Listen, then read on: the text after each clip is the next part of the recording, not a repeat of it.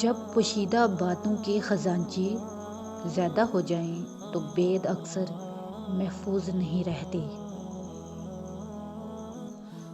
अपनी बीवी और गुलाम को राजदार ना बनाओ, वरना वो तुझे अपना गुलाम बना लेंगे।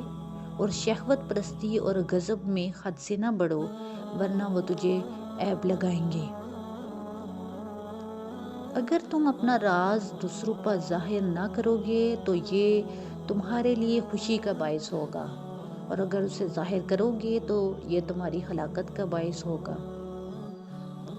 कामों की दुरुस्ती अक्ल पर, इज़्ज़त अदल पर, इल्म की तरक्की तालीम पर, राज की खूबी उसके महफूज होने पर, वादे की उम्दगी उसके पूरा होने पर, नेक कामों की बेहतरी उनके जल्दी करने पर मौकूफ़ है। 3 तरह के लोगों से अपना राज बयान न करो: औरत, अहमक और चुगलखोर।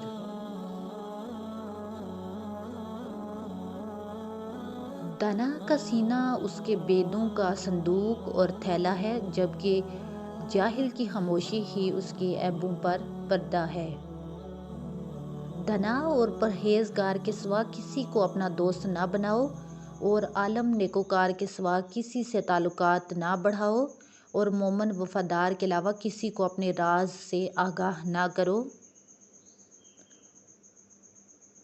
अगर आपको मेरी ये वीडियो अच्छी लगी है तो प्लीज़ लाइक, कमेंट और शेयर कर दें, और मेरे चैनल को सब्सक्राइब कर लें। Thank you.